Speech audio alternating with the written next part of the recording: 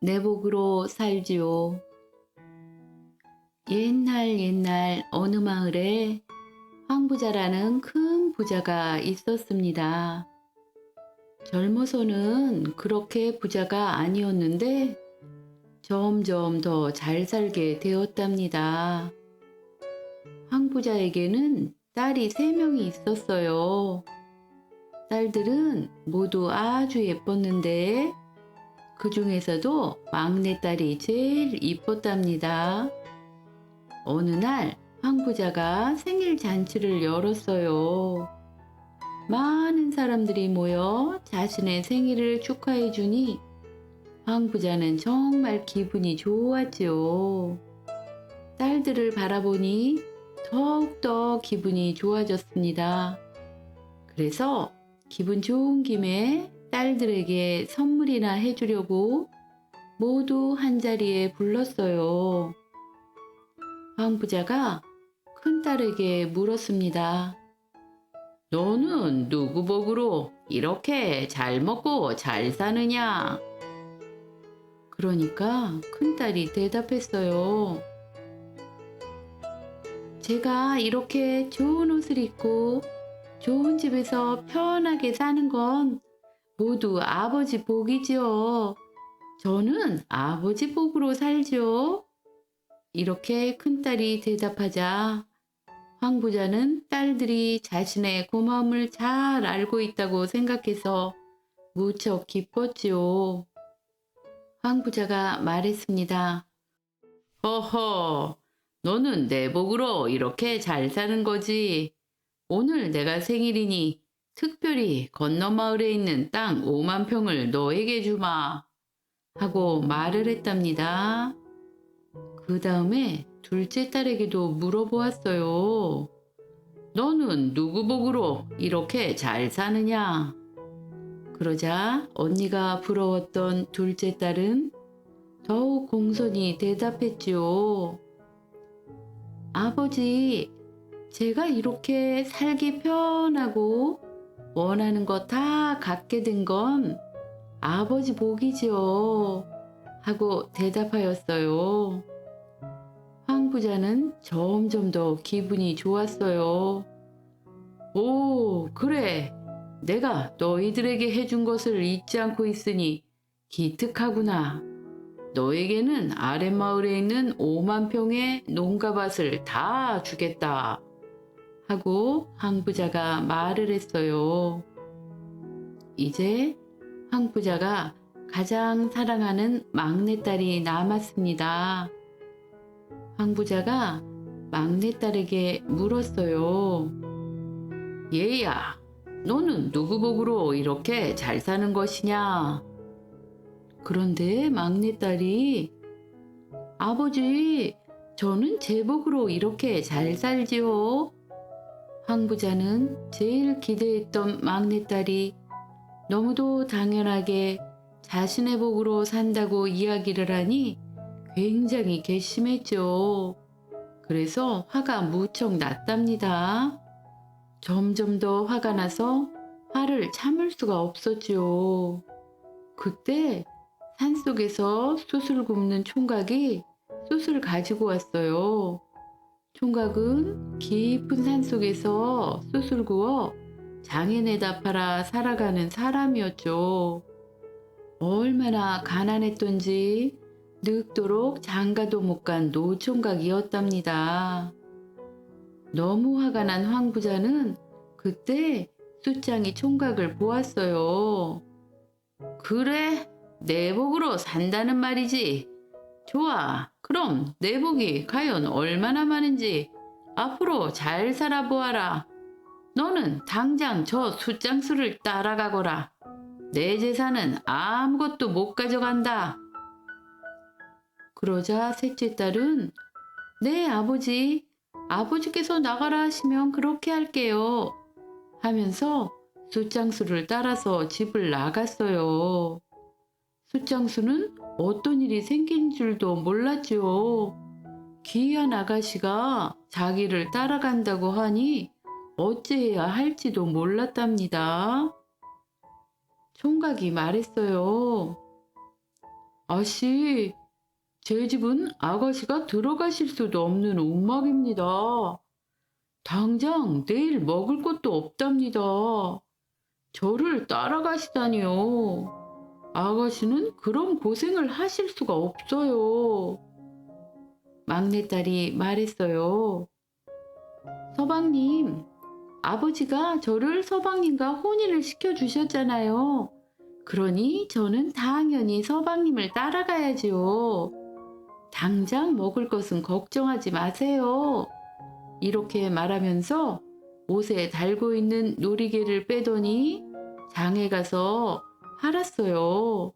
그리고 그 돈으로 쌀을 샀지요. 그래서 그 쌀을 가지고 숫장수 총각을 따라갔습니다.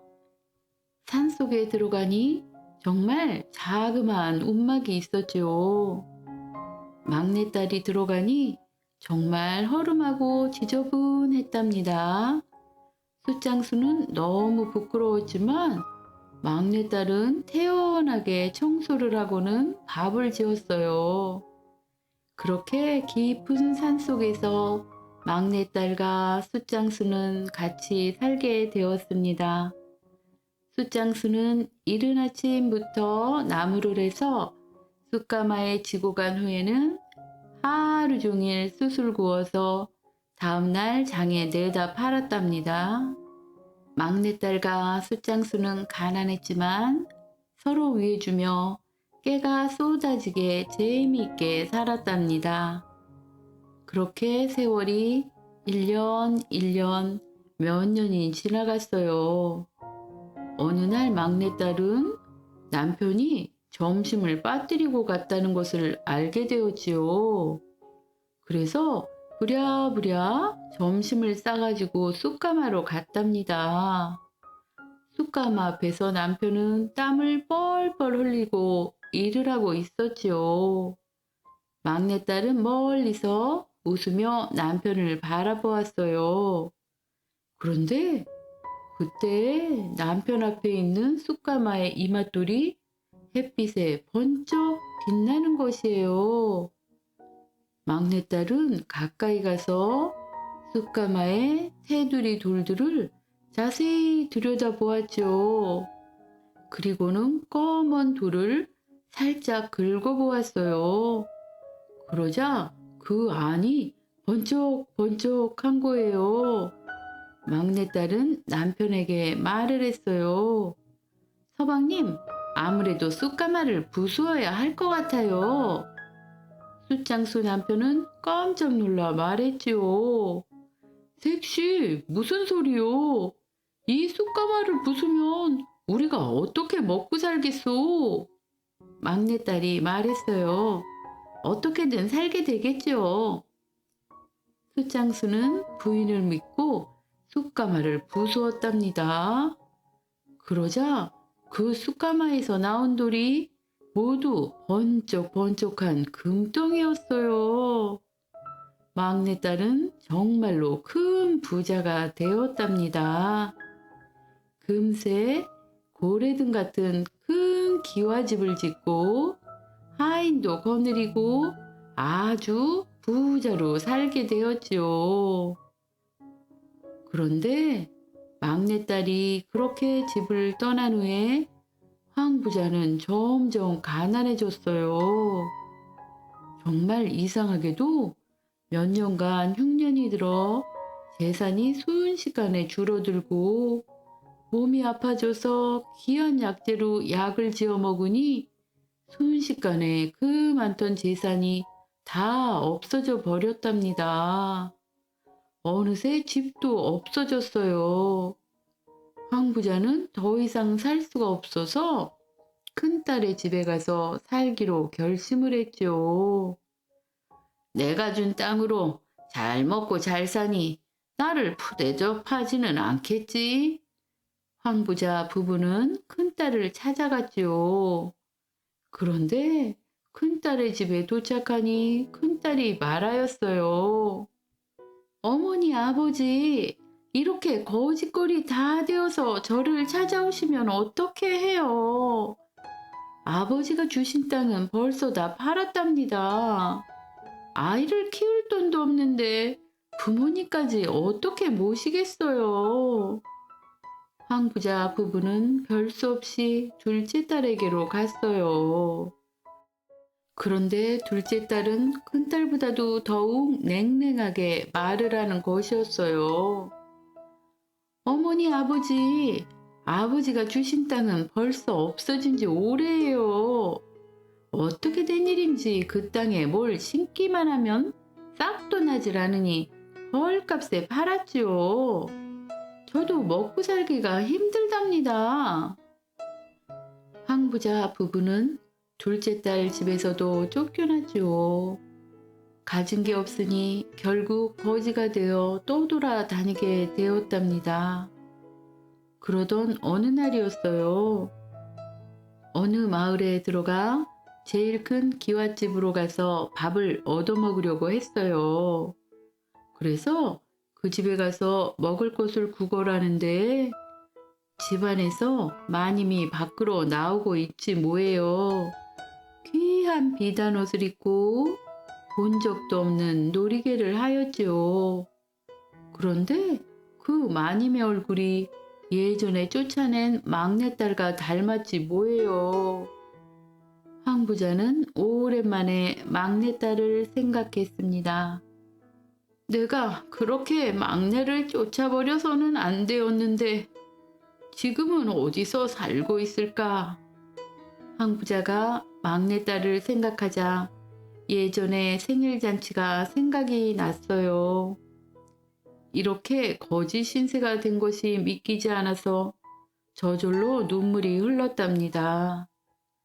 그 앞을 지나가던 마님은 집 앞에 있는 거지가 눈물을 흘리니 무슨 일인가 하고 쳐다보고는 깜짝 놀랐어요.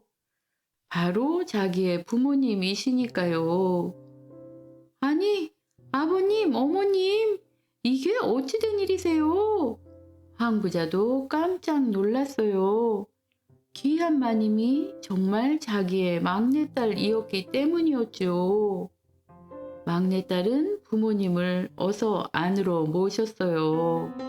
그리고 그동안의 사정을 다 들었답니다. 어머니, 아버지, 이제 걱정 마세요. 여기서 저와 함께 편안히 사세요. 숫장수 사위도 들어왔습니다. 장인어른 덕분에 이렇게 복이 많은 부인으로도 잘 살게 되었으니 여기서 마음 편히 같이 사십시오. 황부자가 생각했습니다. 아, 옛날에 내가 누리던 복이 정말 막내딸의 것이었구나. 그것도 모르고 복을 내 발로 내쫓았던 것이로구나. 막내딸은 부모님을 모시고 아주 오랫동안 행복하게 잘 살았답니다. 막내딸 복으로요. 두더지의 사윗감 구하기. 옛날 땅속 두더지네 집에 아기 두더지가 태어났어요. 야, 정말 귀엽네. 여보, 우리 이 딸내미를 잘 키웁시다. 두더지 아빠가 신이 나서 큰 소리로 말했습니다. 그래요. 튼튼하고 야무지게 훌륭하게 키워요. 엄마 두더지는 아기 두더지를 사랑스럽게 내려다보며 말했어요. 아기 두더지는 엄마 아빠 두더지의 바램대로 무럭무럭 잘도 컸지요. 아빠, 저는 땅을 아주 잘 팔 수 있어요. 그래, 세상에서 너처럼 재주 있게 땅을 파는 아이는 없을 거다. 나를 꼭 닮았구나. 딸 두더지는 아빠의 칭찬을 듣고 아주 기분이 좋았지요. 그래서 작은 발로 땅을 힘차게 팠답니다. 어느새 딸 두더지는 잘 자라서 아가씨가 되었습니다. 예쁘고 살림 잘하는 참한 두더지가 된 것이지요. 여보, 이제 우리 딸이 잘 컸으니 결혼을 시킵시다. 아빠 두더지가 말했어요. 그래요. 그런데 이렇게 귀한 우리 딸에게 맞는 사윗감은 어디서 데려오지요? 엄마 두더지가 걱정스럽게 아빠 두더지를 바라보았어요. 걱정 말아요. 내가 지금부터 길을 나서서 이 세상에서 가장 훌륭한 사윗감을 찾아올게요. 아빠 두더지는 사윗감을 찾으러 집을 나섰습니다. 제일 처음에 하늘의 햇님에게 갔죠. 이 세상에서 가장 높은 곳에 계신 훌륭한 해님, 내 딸과 결혼해 주세요. 나는 세상에 있는 모든 것에 골고루 빛을 비출 수 있으니 이 세상에서 나보다 나은 것은 없지요. 하지만 구름이 내 빛을 가려버리면 나는 힘을 잃어버리니까 구름만은 못하답니다. 해님의 말을 들은 아빠 두더지는 구름을 찾아갔어요. 이 세상에서 가장 위대한 구름님, 내 딸의 신랑이 되어주세요. 나는 해와 달, 하늘을 가려 세상을 어둡게 할 힘이 있죠. 하지만 바람은 나를 흩어버릴 수 있으니 내가 바람은 이길 수가 없답니다. 구름의 말을 들은 아빠 두더지는 바람에게 달려갔죠. 구름을 이기는 바람님, 내 딸과 결혼해 주세요. 나는 큰 나무를 꺾고 산과 바다를 흔들 수 있는 힘이 있죠. 하지만 저 아래 서 있는 저 돌미륵만은 쓰러뜨릴 수가 없다오. 그러니까 내가 저 돌미륵보다는 못하답니다. 나보단 돌미륵이 더 위대하지요. 아빠 두더지는 돌미륵이야말로 자신의 기이한 딸의 짝이라고 생각하고는 돌미륵을 찾아갔어요. 이 세상에서 가장 훌륭한 돌미륵님, 제발 우리 딸의 신랑이 되어주세요. 부탁입니다. 나는 들판 가운데 서서 천년이 지나도 꿋꿋이 서 있을 수 있지요. 하지만 두더지가 내 발밑의 흙을 파기라도 하면 나는 꼼짝없이 쓰러지고 만답니다. 그러니까 내가 두더지보다 못하답니다. 아니 그럼 우리 두더지가 해와 구름과 바람과 돌미륵보다 더 훌륭하단 말인가요? 그렇고 말고요. 그러니까 대개 사윗감은 두더지 중에서 찾아야 할 것 같네요. 돌미륵의 말을 들은 아빠 두더지는 깜짝 놀랐답니다. 우리 두더지들이 해님과 구름과 바람과 돌미륵보다도 더 뛰어나다는 것을 이제껏 알지 못했구나. 기쁜 마음으로 집에 돌아온 아빠 두더지는 딸을 씩씩한 두더지 총각과 결혼을 시켰대요. 그래서 두더지 부부는 세상에서 가장 훌륭한 두더지 사위를 얻었답니다. 머리 검은 짐승을 거두지 마라. 옛날에 김서방이라는 뱃사공이 살고 있었어요. 김서방은 가난하지만 아주 마음씨가 착하고 인정이 많았답니다. 어느 날 길을 가는데 동네 아이들이 앞을 못 보는 소경을 놀리는 것을 보았죠. 김서방이 아이들을 야단치고 보내버리니 소경이 고마워하면서 점을 봐준다고 하는 것이었어요. 그런데 점괘로 나온 말이 머리 검은 짐승은 거두지 마시오 라고 하는 것이었어요. 그리고 며칠이 지난 어느 날이었죠. 김서방이 배를 타고 강을 건너가는데 갑자기 비가 무섭게 오더니 홍수가 났답니다. 집도 떠내려가고 살림들도 다 떠내려갔지요. 김서방은 정신을 바짝 차리고 노를 저었어요. 그런데 저쪽 강가에 어린아이가 물에 떠내려가고 있는 거예요. 아이는 조그만 나무 판자 하나를 붙잡고 급한 물살에 떠내려가고 있었답니다. 거의 힘이 다 빠져서 이제는 물에 빠지기 직전이었지요. 김서방은 아이를 건지기 위해 강 건너로 노를 저어갔습니다. 그런데 갑자기 소경의 정깨가 생각이 났어요. 머리 검은 것을 거두지 말라 고한 정깨 말이죠. 김서방은 순간 놀랐어요. 아니, 그 정깨가 저 아이를 구하지 말라는 것이었나? 어떻게 그런 정깨가 있단 말이냐? 눈앞에서 사람을 구하지 말라니. 김서방은 순간적으로 망설였던 것을 부끄러워하며 얼른 아이를 구하기 위해 노를 저었답니다. 그리고 아이를 배로 건져 올렸지요. 그런데 조금 있다가 노루가 한 마리 떠내려 왔습니다. 김서방은 노루도 건져서 배 위에 올려 놓았지요. 김서방은 구렁이도 건져 주었지요. 하루가 지나자 비가 그치고 이제는 땅에 내릴 수가 있었답니다. 육지에 내려주니 노루는 산으로 가버리고 구렁이도 어디론가 가버렸답니다.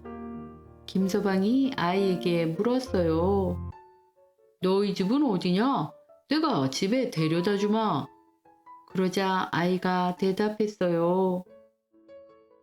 저는 집이 없어요. 부모님도 안 계시답니다. 아이는 부모가 없는 고아였어요. 그렇지만 김서방은 이제 와서 아이를 버릴 수가 없었지요. 그래서 그 아이를 김서방이 키우게 되었어요. 그는 아이를 자식이라 생각하고 잘 키웠답니다. 그렇게 세월이 흘러갔어요. 아이는 이제 청년이 다 되었지요. 어느 날이었어요. 김서방이 산에 나무를 하러 가게 되었답니다. 김서방이 지게에 나무찜을 얹고 있는데 갑자기 어디선가 노루가 펄쩍 뛰어오더니 근처의 바위를 발로 탁탁 치는 것이에요. 김서방이 말했어요. 아니, 너는 내가 예전에 구해주었던 노루가 아니냐? 그랬더니 노루가 고개를 끄덕이는 거예요. 그리고는 자꾸 바위를 발로 치는 것이었어요. 아니, 그 바위에 무엇이 있는 것이냐? 김서방이 이상해서 그쪽으로 가보니 나무 상자가 삐죽이 나와 있는 것이에요. 노루는 어느새 멀리 가버리고 김서방이 그것을 파보니 금은보화가 상자 가득 들어있었답니다. 노루가 예전에 김서방이 자신을 살려준 은혜를 갚으려고 그곳을 알려준 것이었지요. 아니, 이렇게 많은 금은보화가 산속에 파묻혀 있다니 정말 신기하구나. 덕분에 김서방은 부자가 되었지요. 그런데 김서방이 구해준 아이는 김서방의 재물에 욕심이 생겼답니다. 아니, 저 금덩이를 보라지. 저 사람만 없으면 저것이 다 내 것이 될 텐데. 그래서 아이는 김서방이 도둑질을 했다고 강가에 고발을 했답니다. 억울하다고 김서방이 아무리 이야기를 해도 아무도 김서방의 말을 들어주지 않았답니다. 큰 돈을 훔쳤다고 사형을 받게 되었지요. 그렇게 해서 김서방은 옥에 갇혀 죽을 날만 기다리고 있게 되었답니다. 그런데 갑자기 어디선가 큰 구렁이가 슬슬 기어오더니 김서방의 허벅지를 꽉 깨무는 것이었어요. 김서방의 허벅지는 곧 무섭게 퉁퉁 부어올랐답니다. 아주 독한 독이 들어간 것이었지요. 김서방은 기가 막혔습니다. 내가 오늘 죽을 팔자였구나. 어차피 며칠이 지나면 죽을 팔자인데 오늘 독사에 물려 죽게 되네. 그렇게 살기를 포기하고 누워 있었답니다. 그런데 잠시 후에 아까 그 구렁이가 이번에는 어떤 잎사귀 하나를 입에 물고 오더니 허벅지에 놓아주는 것이었어요. 그러자 금세 상처가 감쪽같이 아무는 것이었어요. 김서방이 말했어요. 이제 보니 저 구렁이가 내가 지난번에 구해준 구렁이로구나. 참 신기한 잎사귀로구나. 그렇지만 나는 며칠 내에 죽을 텐데 무슨 소용이 있나. 그런데 원님에게는 시집갈 나이에 딸이 한 명 있었답니다. 그런데 구렁이가 밤에 자고 있던 원님의 딸을 꽉 깨물어 버렸답니다. 원님의 딸은 곧 몸이 퉁퉁 붓고 금방 죽게 되었지요.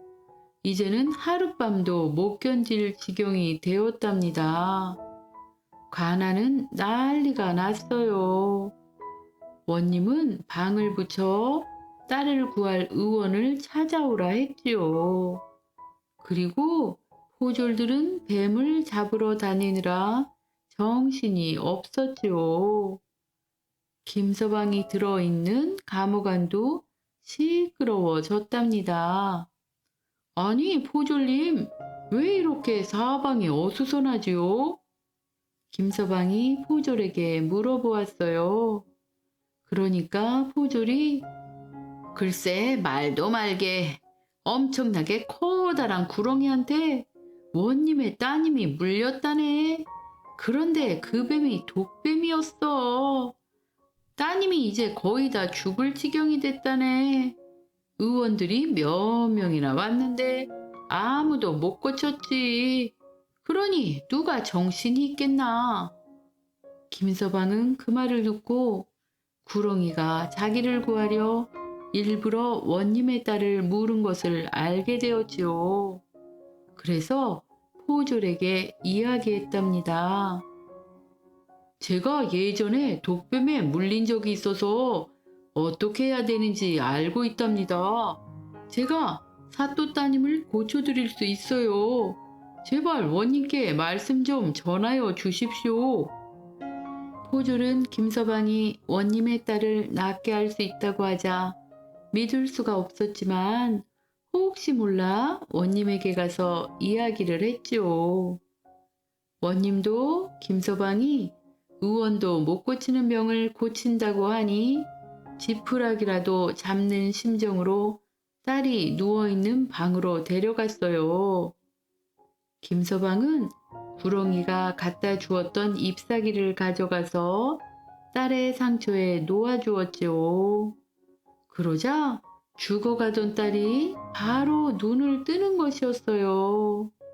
원님은 너무나 기뻤지요. 원님이 말하였습니다. 이렇게 고마울 때가 있는가? 내가 이 은혜를 꼭 갚겠네. 그런데 자네는 왜 감옥에 들어온 것인가? 김서방은 홍수가 났던 날부터 있었던 일을 원님께 다 이야기를 하였어요. 원님은 놀라워하기도 하고 화도 내었죠. 이런 생명을 구해주고 키워준 사람을 돈을 가지려고 거짓으로 고발을 하다니. 그래서 소경이 검은 머리를 거두지 말라 그런 정께를 말해 주었구려. 사람은 은혜를 모르고 짐승들은 그렇게 은혜를 갚다니.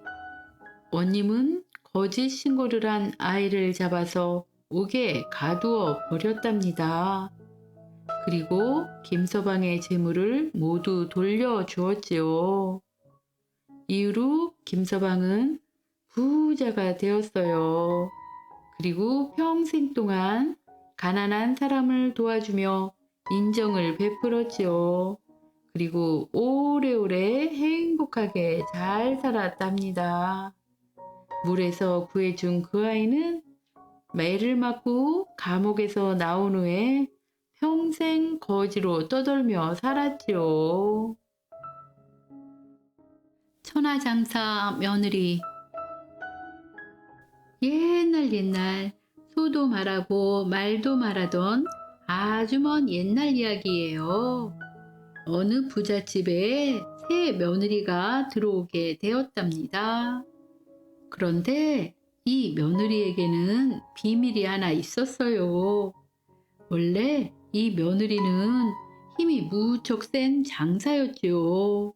그런데 옛날에는 여자가 힘이 세면 흉을 보는 세상이었어요. 그래서 며느리는 천하장사라는 사실을 꼭꼭 숨기고 있었지요. 그러던 어느 날 넓은 마당에서 일꾼들이 벼타작을 했어요. 저녁 때가 되자 일꾼들은 너무 지쳐서 벼 가마니를 마당에 그대로 둔 채로 집에 돌아갔어요. 힘센 며느리는 안타까워서 어머니, 제가 벼 가마니를 광에 쌓으면 안 될까요? 이 말을 들은 시어머니는 깜짝 놀라서 얘야, 너같이 연약한 여자가 어떻게 그런 힘든 일을 한다고 그러니? 어림없는 소리 하지 말아라. 그날 밤 모두가 자고 있는 깊은 밤이었어요. 누군가 마당으로 슬그머니 나오더니 마당에 쌓아놓은 벼 가마니를 번쩍 들어 성큼성큼 광에다 옮겨놓는 거예요. 바로 힘센 며느리였죠. 다음 날 아침 사람들은 광에 옮겨져 있는 벼 가마니를 보고 깜짝 놀랐죠. 내가 옮겼냐? 아니, 그럼 네가? 아니, 아무도 옮겼다는 사람이 없자 다들 이상하게 생각했죠. 힘센 며느리는 몰래 웃었어요. 내가 옮긴 걸 아무도 모르겠지. 며느리는 해가 뜨면 얌전한 며느리가 되었고 달이 뜨면 천하장사가 되어 집안일을 척척 했지요. 하루는 시어머니가 얘야, 장에 쌀을 좀 내다 팔고 오너라 하셨지요. 예, 어머니. 그래서 천하장사 며느리는 쌀가마니를 잔뜩 실은 황소를 끌고 장으로 가게 되었어요.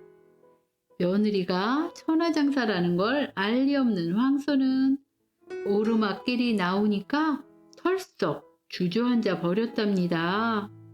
주인님, 힘들어서 못 가겠는데요. 황소야, 늦었으니 어서 가자.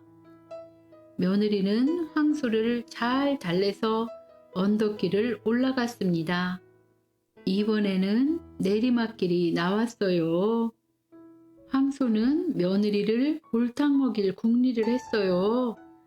주인님, 늦었다고 했잖아요. 어서 가요.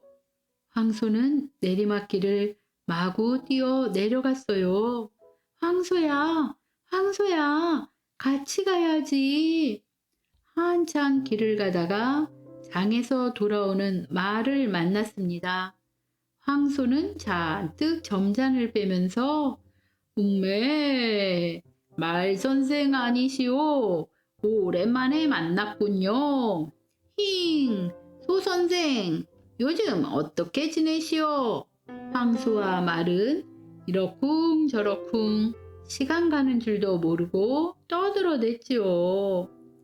주인님, 여기 귀한 손님을 만났으니 음식을 대접해야겠는데요.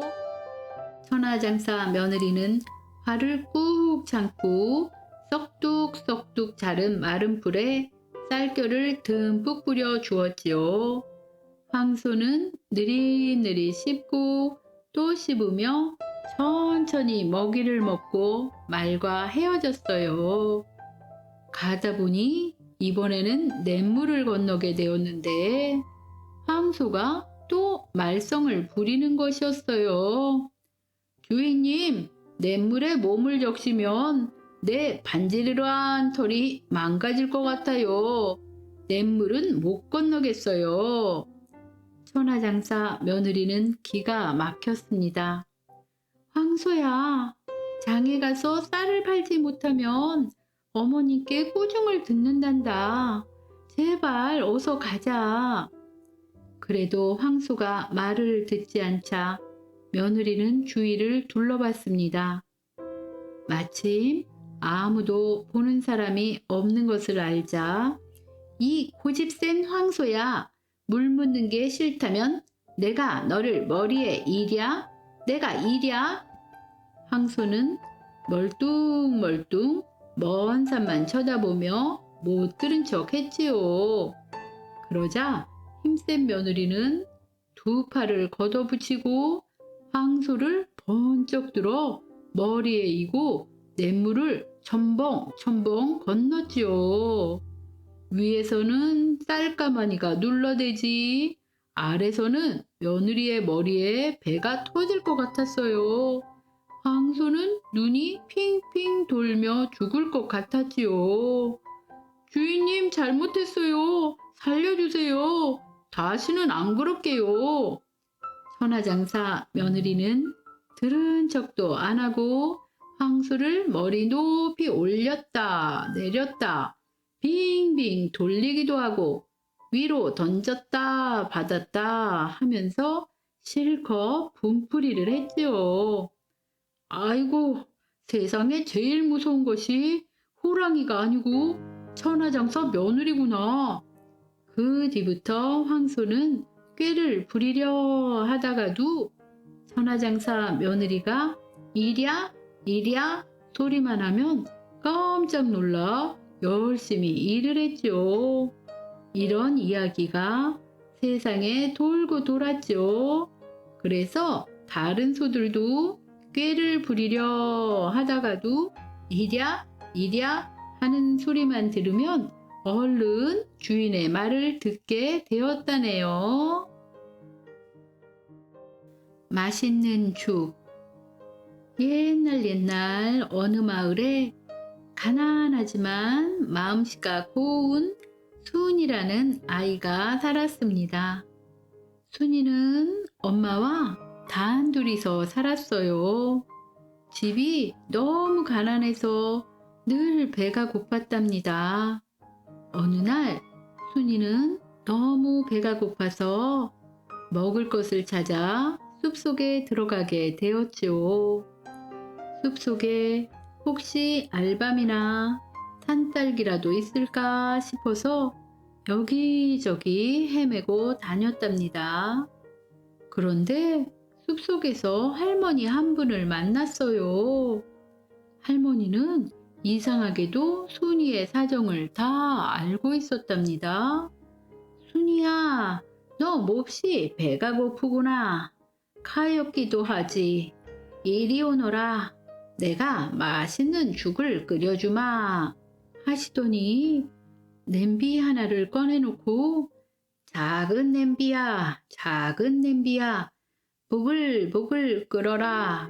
보글보글 끓어라 하니까 냄비에서 맛있는 죽이 보글보글 끓기 시작하는 것이었어요. 죽이 다 끓으니 할머니는 작은 냄비야, 작은 냄비야, 멈춰라, 멈춰라 하고 말하셨죠. 그러자 냄비는 끓던 것을 딱 멈추는 것이었어요. 배가 고픈 순이는 할머니가 끓여주신 죽을 맛있게 먹었답니다. 할머니는 그 냄비를 순이에게 주면서 배고플 때마다 죽을 끓여 엄마랑 같이 먹으라고 했지요.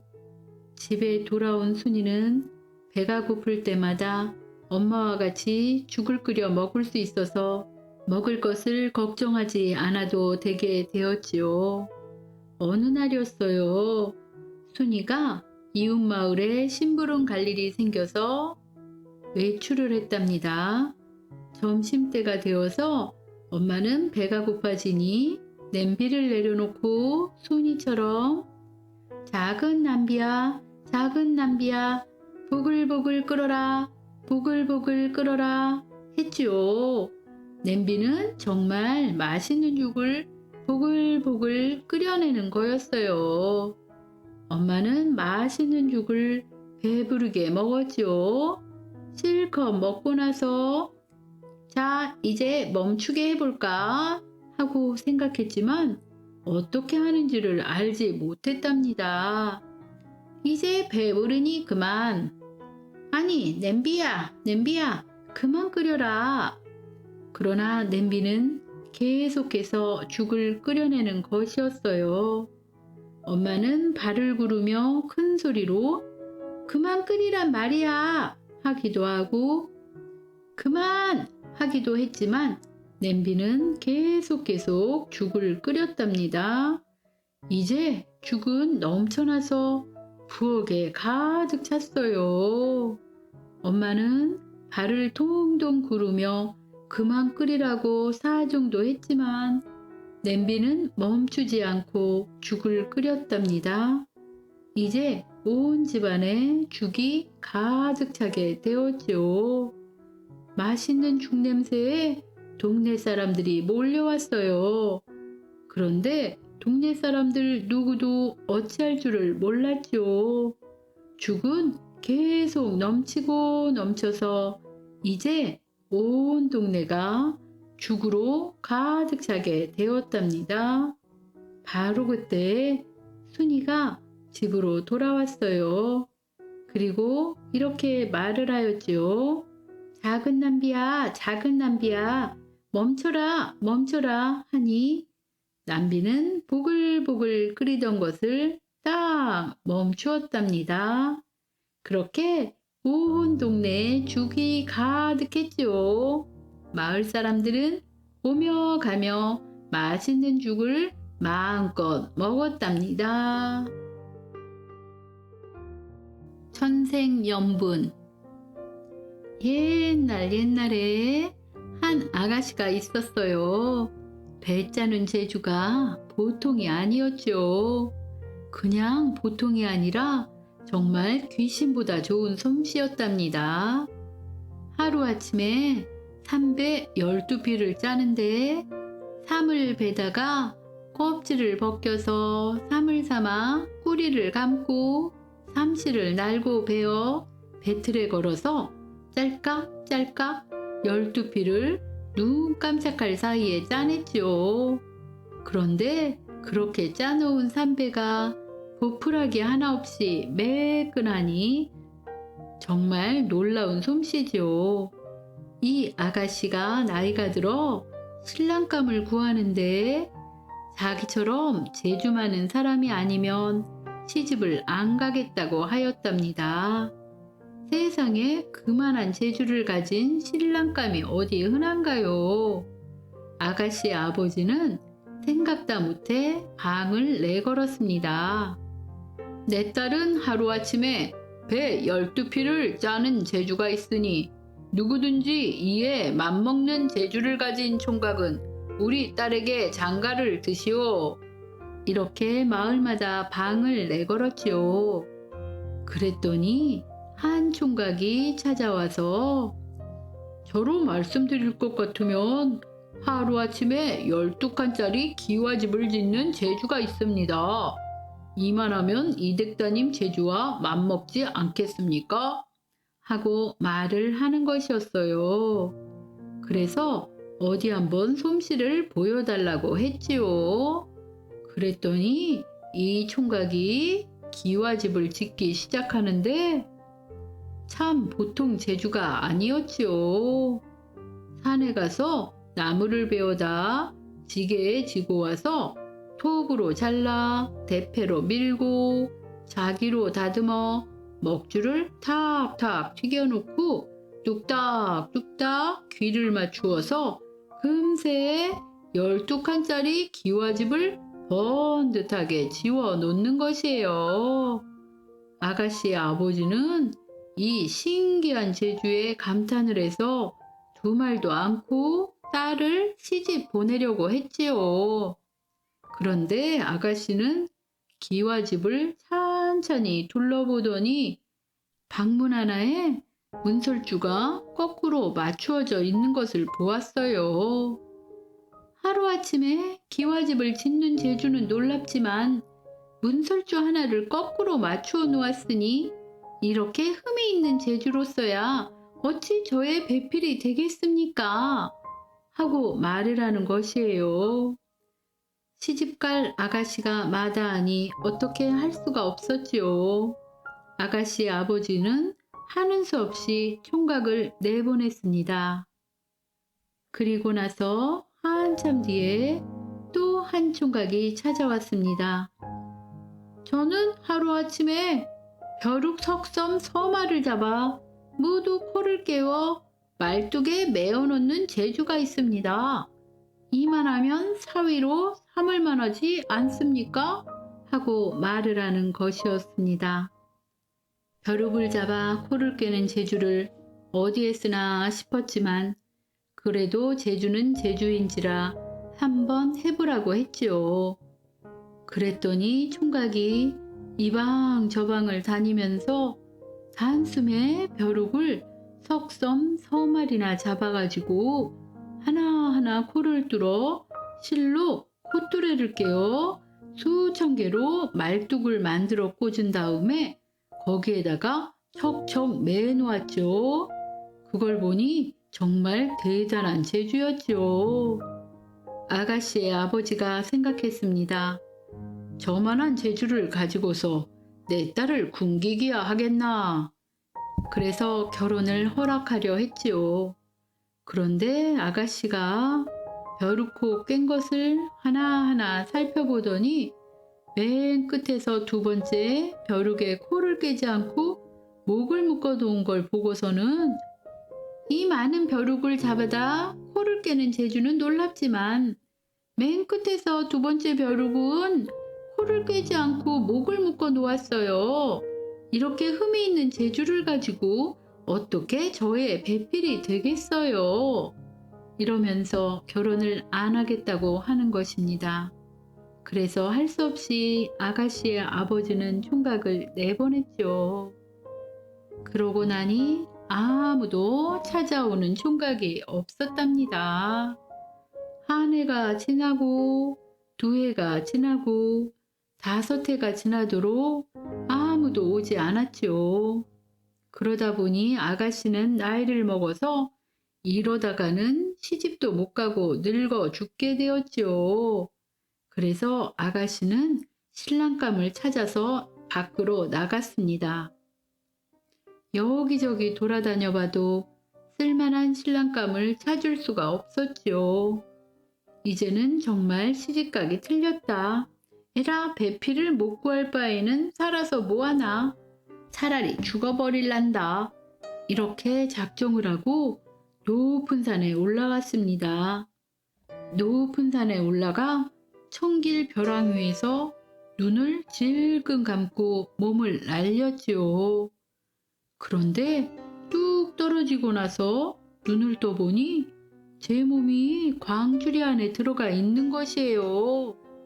가만히 살펴보니 산 밑에서 웬 총각이 광주리를 받쳐들고 서 있었지요. 그 광주리 안에 아가씨가 들어가 있었습니다. 이게 어찌 된 일인가요? 하고 물어보니 총각이 말하였지요. 내가 벼랑 밑에서 나무를 하다 보니 벼랑 위에서 웬 사람이 몸을 날려 떨어지기에 얼른 대밭에 가서 낫으로 배를 베어 칼로 쪼개고 다듬어 대쌀을 만들어서 가로 엮고 세로로 엮어서 대강주리를 만들었지요. 그래서 떨어지는 사람을 받았는데 그게 바로 당신이요. 하고 말을 하였지요. 아가씨가 듣고 보니 이 사람이야말로 자기가 찾던 신랑감이었죠. 벼랑 위에서 사람이 떨어지는 걸 보고 그 사이에 대를 베어 쪼개고 다듬어 광주리를 만들어 사람을 받았으니 이것보다 용한 재주가 없었죠. 이런 재주가 있는 사람이면 하늘이 낸 배필이 틀림없다. 이렇게 생각하고 그 총각과 혼인을 하였답니다. 그래서 아주 깨가 쏟아지게 오래오래 잘 살았답니다. 솔개연과 뺑뺑년. 옛날 어느 현명한 임금님이 살고 계셨어요. 한 번은 변장을 하고 혼자 여기저기 다녔답니다. 백성들이 어떻게 잘 살고 있나 알기 위해서였죠. 그런데 어느 날 벌써 해가 넘어가서 저녁이 되었답니다. 감나무에서 매미가 메암메암 울고 여기저기서 새소리가 나는데 나무 그늘에서 쉬다가 어디서 오늘 밤을 자야 되나 하고 생각을 하고 있는데 매미 소리 못지않게 줄줄 글을 읽는 소리가 가까이서 들려오는 것이었어요. 들어보니 나이가 지긋한 남자의 목소리였죠. 저 나이가 되도록 극만 있다니 한번 가서 무슨 일인지 물어보자. 하고서는 그 집 대문에 이르러서 이리 오너라, 이리 오너라 했지요. 그랬더니 그 집에서 나이가 40이 넘어 보이는 아저씨가 나왔습니다. 누구시오? 하고 말하였지요. 예, 지나가던 나그네입니다. 하루 저녁만 묵고 갈 수 있을까요? 워낙 노추해서 어떻게 쉬어가겠습니까? 바깥보다는 낫겠지요. 아무데든 좋으니 하룻밤만 묵어갈 수 있게 해주십시오. 그러시다면 어서 들어오십시오. 이렇게 해서 그 글을 읽던 주인 방에 들어갔습니다. 책에 파묻혀 사는 선비가 분명하였지요. 이만하면 큰 벼슬을 해도 될 것 같았습니다. 그런데 한쪽에 희한하게도 아독무어라는 글이 쓰여 있었어요. 아독무어라, 나 혼자만 물고기가 없다 라는 뜻이었습니다. 분명 이 선비는 어부가 아닌데 무슨 무어란 말인가 궁금하였지요. 임금님이 물어보았습니다. 주인장, 저 책상 위에 있는 글이 무슨 말입니까? 손님은 아실 것이 없소. 내가 장난으로 심심해서 써놓은 것뿐이오. 그러니까 더욱 궁금합니다. 아실 것이 없다니까 그러시네요. 자, 밥상이 들어오니 시장하신데 어서 드시지요. 하면서 조촐한 밥상을 내오는 것이었습니다.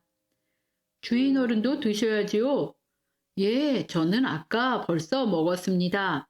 어서 드시지요. 제 걱정은 마시고. 하면서 녹살밥을 들었습니다. 녹살밥이란 메밀을 갈아서 만든 쌀이었지요. 거기에 채소국이니 정말 초라한 상이었지만 워낙 배가 고팠던 임금님은 맛있게 드셨습니다. 보나마나 저 주인은 오늘 저녁 손님을 대접하느라 굶을 것이었습니다. 아까 입맛이 없다는 말은 사실이 아니었죠. 정말 고맙고 청렴한 선비로구나. 어떻게든 돕고 싶었습니다. 그래서 임금님은 다시 말을 꺼냈지요. 저 아동무어라는 말은 무슨 뜻인가요? 다시 물어보시는 걸 보니 꼭 알고 싶으신가 봅니다. 나는 고기가 없어서 학문은 있을망정 과거에 급제를 하지 못한다는 뜻이올시다. 그 내력이 있을 것 같은데 말씀해 주세요. 그러니까 주인이 아동무어의 유래를 말하였습니다. 옛날에 산중에 사는 꾀꼬리하고 외가리가 서로 자기가 노래를 잘한다고 시비가 붙었지요. 처음엔 농담 삼아 하던 노래자랑이 이제 생사 결단을 하는 큰 시비가 되어버렸다오. 상식적으로 꾀꼬리가 노래를 잘하겠는가, 외가리가 잘하겠는가 물어볼 필요도 없었지요. 그런데 세상에는 이런 이상한 시비도 있는 법이지요. 자, 제3자한테 가서 판결을 부탁하자. 이리하여서 공정한 재판관을 찾던 꾀꼬리와 외가리는 하늘 높이 나는 저 솔개에게 부탁하기로 하였답니다. 꾀꼬라, 내가 이긴다. 두고 보아라. 외가리야, 내가 이긴다. 그때 보자. 서로 입을 삐죽거리며 헤어졌죠. 각자 그날 승리를 장담하며 혹시나 시험을 볼까 목청을 가다듬고 있는데 외가리는 그냥 있으면 안 될 것 같아 밖으로 나갔습니다. 나가서 도랑에 있는 붕어를 잡았지요. 그리고는 솔개를 찾아갔다오. 솔개 선생님, 솔개 선생님, 나를 찾는 게 굿이신가? 저는 외가리랍니다. 아니, 외가리 선생님, 왜 오셨소? 뭐, 저기 지나가다 붕어가 있길래 혹시 솔개 선생님이 이런 것도 드시려나 해서 잡아가지고 왔습니다. 변변치 않지만 받아주세요. 그러자 솔개가 손을 내저으면서 말했지요. 고마우이 고마워. 뭐 이런 것을 다 가지고 왔는가. 그냥 와도 되는데 또 이것을 잡자면 몸도 적시고 그랬을 것인데 뭐 그것이 대수입니까? 다 성이지요. 그 성의를 기억해 두겠소. 이런 후 며칠이 지나 다시 솔개를 찾은 외가리가 또 붕어 한 마리를 내놓았지요. 지난번에 그 붕어를 좋아하시는 걸 보고 저도 마음이 흔쾌하여 또 한 마리를 잡아왔소이다. 오, 이런 고마울 때가 있나. 내가 그 성의를 잘 새겨두리라. 고맙습니다. 외가리 씨, 나에게 무슨 부탁이 있소?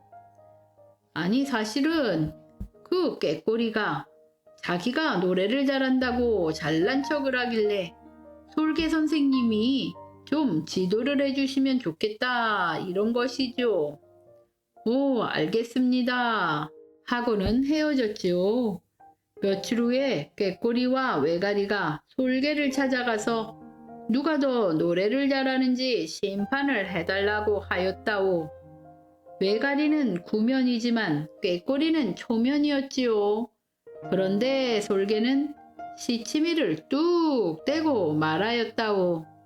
두 분은 누구신데 이리 오셔서 내가 무엇을 한다고 심판을 해달라 하시오.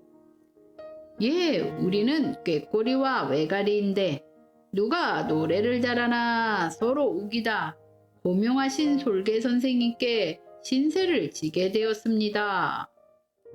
그리고 꾀꼬리가 아리따운 목소리로 노래를 했지요. 그런데 솔개가 아니 그것도 노래인가 못 쓰겠네요. 이렇게 말을 하는 것이었소. 보안이 벙벙한 꾀꼬리를 무시한 채 솔개는 외가리한테 말하였지. 다음은 자네가 해보소. 그러니까 외가리가 웽웽 했지요. 그런데 솔개가 무릎을 탁 치면서 어허 사내 대장부 소리로세 이렇게 듣기 좋을 수가 외가리 소리가 좋소 하는지라 꾀꼬리가 그 이유를 알았지요. 나만 물고기가 없었다. 아동무어로다 하면서 집으로 돌아갔다오. 자, 이것이 아동무호라오. 이 말을 다 들은 임금님은 마음이 안타까웠습니다. 그래서 그 선비를 과거 시험에 붙게 해주려고 마음을 먹었습니다. 이보시오 주인장, 제가 여비를 드릴 테니 언제든지 과거 시험을 본다 하면 한양으로 오시구려. 시험 보는 전날 한양에 오거든 종로 어느 팥죽집에서 저녁에 만납시다. 자, 약조를 하고 저는 갑니다. 이렇게 말하고 임금님은 한양으로 갔습니다. 그리고 즉시 과거를 본다고 전국에 방을 내걸었지요. 이 선비를 출세시키려고 특별 과거를 만든 것이었습니다. 이 특별한 과거 소식은 시골에 사는 이 아동무어 선비의 귀에도 들어갔습니다. 아니, 정말 과거가 생겼네. 그렇다면 한양에 가야지. 그 종로 팥죽집에서 여비를 준 손님을 만나야겠구만. 이렇게 말하며 보찜을 들고 걸어서 한양으로 갔습니다. 그리고 한양에 당도하였지요. 그리고 종로 팥죽집에서 이전에 그 나그네를 만났습니다. 정말로 반가웠지요. 두 선비는 팥죽집에 들어갔습니다. 임금님이 조그맣게 이야기를 하였습니다. 나도 이번에 과거를 봅니다. 그런데 우리 아버지가 심판관이거든요. 살짝 시험 문제를 알아보았더니 백보 밖에서 작은 글씨로 솔개 연자를 써놓고 무슨 자냐고 물어서 솔개연입니다 하고 대답하면 합격이 되고 이내 도승지까지 된답니다. 무슨 자냐고 3번을 물을 테니 그때 대답을 해야지 3번을 넘기거나 엉뚱한 대답을 하면 탈락이 된답니다. 아, 솔개가 답이라니. 아동무어 문제를 일으킨 솔개를 제가 어찌 모르겠습니까? 이번에는 제가 과거에 붙을 것 같습니다. 그러기에 말이오. 이렇게 둘은 즐거워하며 헤어졌지요. 주막집에 들어온 선비는 모든 것이 꿈만 같았습니다. 그래서 잠을 제대로 잘 수가 없었지요. 이튿날 과거 시험장에 들어갔습니다. 조선 팔도에서 올라온 글을 공부한 사람이 가득하였지요. 번호대로 호명이 되어 나간 선비들은 나오면서 툴툴 거렸습니다. 세상에, 이게 무슨 과거 시험이야? 과거는 글을 지으라는 것인데 이것은 무슨 글자를 읽으라는 것이야. 아니, 자그마치 100걸음 바깥에서 그 잘디 잘게 쓴 작은 글자를 어떻게 읽나? 이렇게 불만불평하였지요. 도대체 너무 멀어 무슨 글자인지 알 수가 없었습니다. 이제 그 시골 선비가 시험장에 들어서니 저기 앞에 백보 바깥에 가물가물 글자가 하나 있었습니다. 너무 작아서 무슨 글자인 줄 보이지 않았지만 어저께 주막에서 만난 친구가 솔개연이라고 일러 주었으므로 문제될 것이 없었지요. 그 친구가 참말을 하는구나. 신통하네. 내 벼슬은 따놓은 당상이구나.